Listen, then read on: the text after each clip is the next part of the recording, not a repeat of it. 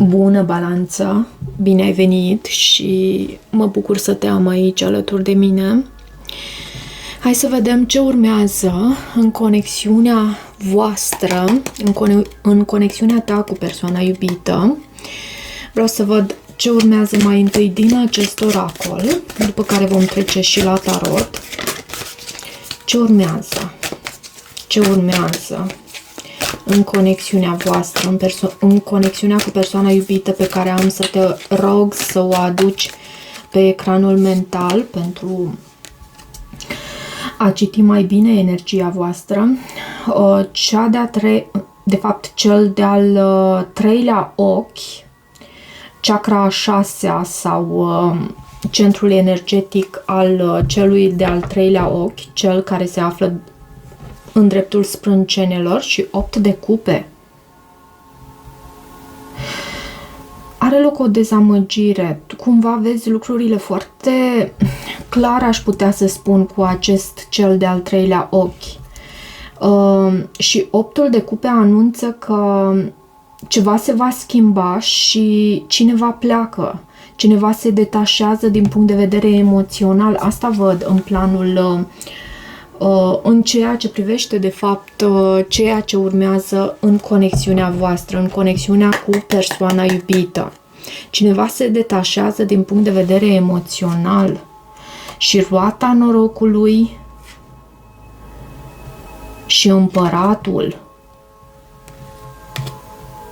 Împăratul poate reprezenta un berbec, un taur, un leu, o persoană autoritară, o persoană de asemenea cu autoritate, un lider, un șef, energia masculină, cea care acționează. Oricum ar fi, aici văd și acest 8 de cupe. Hai să vedem care este energia ta în această conexiune, ce simți tu acum, conștient sau inconștient, unde ești tu în raport cu această legătură, ce reflectă prezența ta în această legătură. Diavolul. Ții cu dinții de această legătură? Diavolul anunță dorință de control și am văzut împăratul și anterior. Abuz, toxicitate și 10 de cupe. Reprezintă familia fericită. Poți ai de-a face și cu un Capricorn, nu este absolut necesar însă, dar acest diavol anunță toxicitate, anunță abuz, anunță adicții, dependențe, lucruri din acestea care trebuiesc depășite și pentru care ai nevoie de putere pentru a o face. Avem 10 de monede la baza pachetului și 10 de monede și 10 de cupe, familia fericită și familia tradițională. Poți să ai un angajament serios față de această persoană, pot exista și copii, însă e ceva toxic, e ceva ne la locul său în această situație. O atracție puternică iarăși poate fi, pentru că întotdeauna spun, acest diavol nu este totul despre toxicitate, cât poate fi și despre sexualitate. Energia celuilalt, unde se află cealaltă persoană, ce simte, ce gândește, cum percepe conexiunea, cum se poziționează celălalt față de tine. Cum se poziționează celălalt față de tine?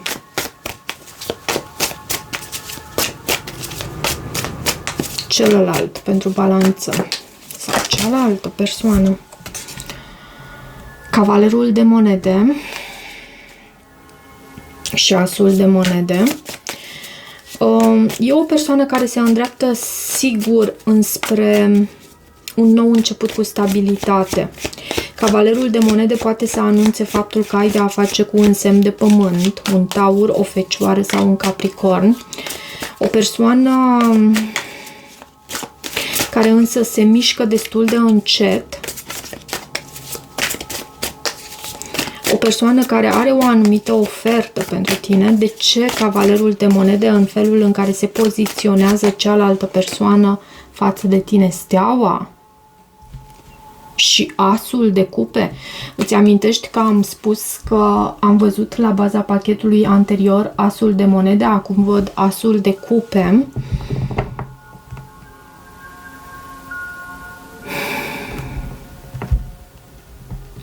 Steaua este și o carte a îndepărtării și pentru unii dintre voi poate fi interpretată astfel. Cumva această persoană se îndepărtează și asta pentru că văd și acest 8 de cupe. Dar este și o carte a vindecării. Și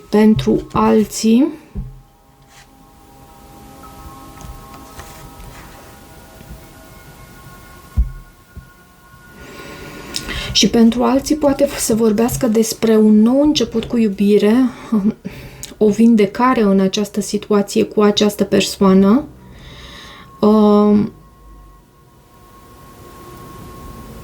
Steaua dă dovadă de vulnerabilitate. Dacă vă amintiți, în tarotul clasic, Rider-Waite, această carte, steaua, se arată în toată goliciunea ei, noaptea, la marginea râului, asemănător cu această carte, însă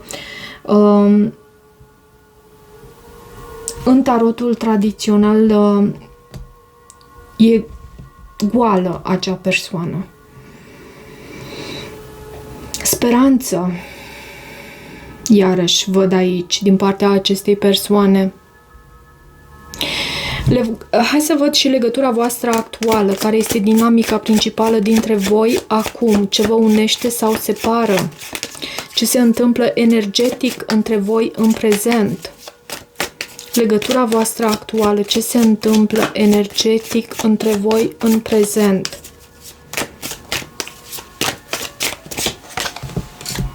Patru de cupe. Unul dintre voi nu este deschis și asta pentru că e posibil să existe... e pentru prima dată când văd această idee, precum că ar exista o energie de trio, dar e posibil pentru unii dintre voi, nu pentru toată lumea. De ce 4 de cupe? De ce 4 de cupe? În legătura voastră actuală, ce se întâmplă energetic între voi în prezent? 9 de monede, cineva își alege independența. E o energie asemănătoare. Și lumea. Și lumea. Lumea poate să anunțe faptul că există distanță între voi sau se încheie un anume capitol. Cineva este defensiv, pleacă, se detașează. Acest împărat, văd. Această persoană în energia sa masculină. Nu știu dacă ești tu sau cealaltă persoană. Împăratul se detașează pentru că are o altă viziune. Și cineva își alege independența. Ce se vindecă în această conexiune? Karmă, lecții, traume sau tipare care se transformă prin această legătură. Ce lecție spirituală sau rană se reactivează și se cere vindecată. Regele de monede. Regele de monede este o carte a stabilității. Poate că în ceea ce privește și regele de bâte. Poate că, pentru că avem acest rege de monede pe masă, poate că stabilitatea se cere vindecată. Stabilitatea, abundența, cum să mai exprim eu aici? Acest rege de monede poate reprezenta și o afacere. Este cartea soțului, într-adevăr. De ce regele de monede? Lumea.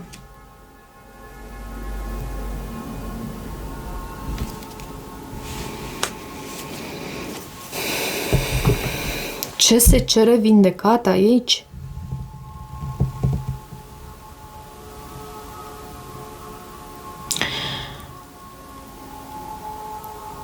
Poate că și în planul finanțelor e ceva aici cu acest rege de monede.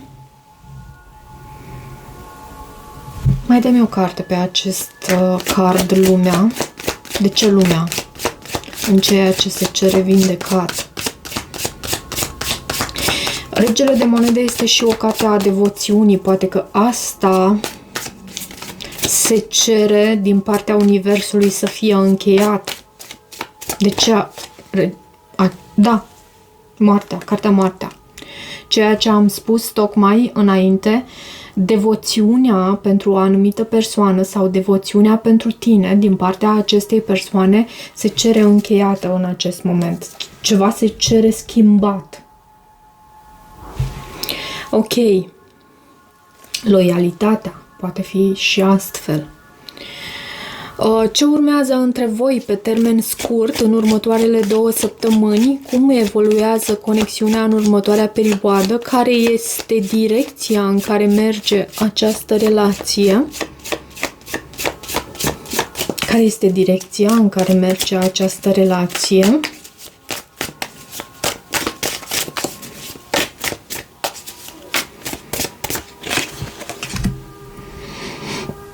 Șapte de cupe.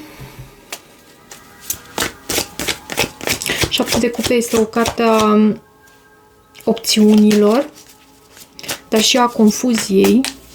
De ce 7 de cupe în ceea ce urmează? Unul dintre voi e posibil să își dorească un nou început aici împreună și posibil să urmeze o perioadă de confuzie în care să nu știe acea persoană cum să abordeze problema, cum să aibă loc un astfel de început. De ce 7 de cupe? De ce 7 de cupe?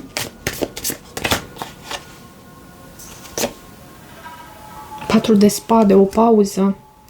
O pauză și din nou acest nou început subliniat la baza pachetului. Nebunul.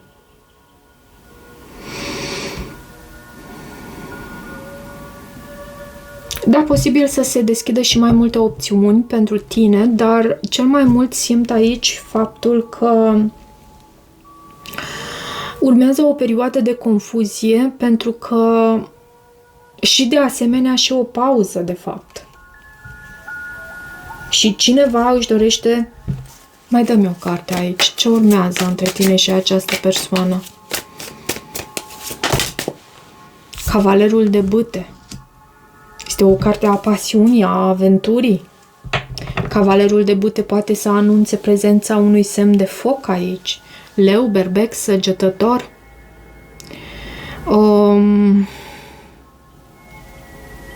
Și 10 de monede la baza pachetului. Hierofantul. Ambele cărți pentru căsnicie. Cineva care jonglează.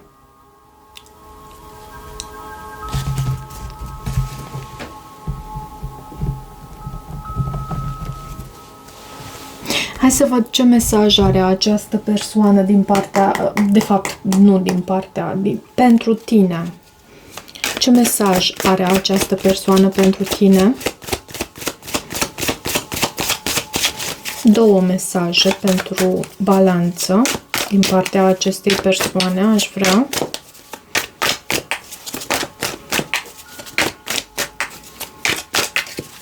Două mesaje, te rog, Spirit, din partea acestei persoane.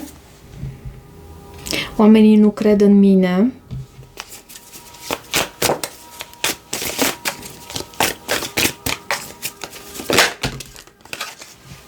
Pasiunea este mult prea mult pentru această persoană și reprezintă mult prea mult. They have hurt me. Cineva a rănit această persoană. Cineva din exterior, aș putea să spun. Ok. Oamenii din jur sau o altă persoană. Hai să vedem și din visul șamanului. Aș vrea să extrag un mesaj și după aceea să îți citesc interpretarea cardului din ghidul acestui oracol. Un mesaj pentru balanță. Te rog, Spirit. Pisica umidă, oportunitate. Da, se arată o oportunitate pentru tine și universul este partenerul tău în mână. Universul este partenerul tău.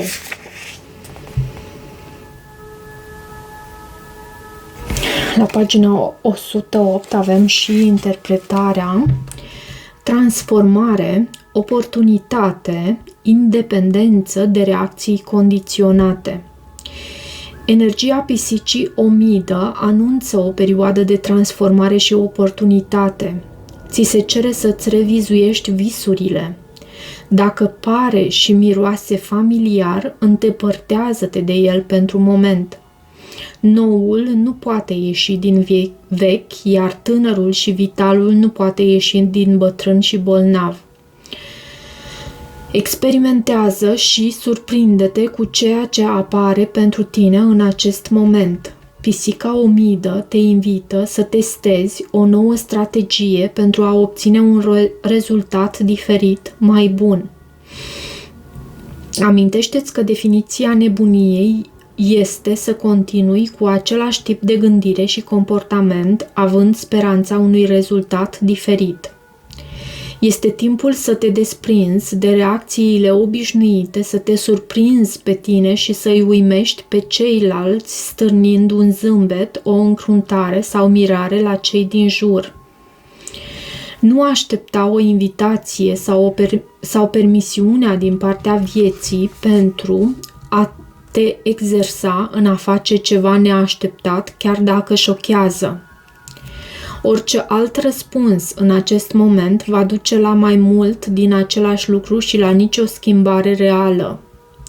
Uneori, cea mai originală reacție este lipsa oricărei reacții. Rămâi nemișcat, privind fix în ochii actorilor din drama ta, evitând să te implici până la momentul potrivit.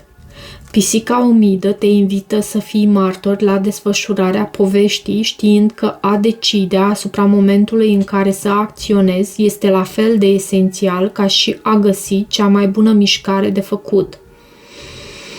Iar când acționezi, să nu existe nicio îndoială în mintea nimănui cu privire la voința ta și la puterea pe care o dezlănțui. Cam atât pentru această citire, dragilor. Dacă rezonează cu voi, nu uitați să vă abonați canalului, să mai treceți pe aici, să-mi lăsați o apreciere și un feedback al vostru. Eu vă mulțumesc și toate bune!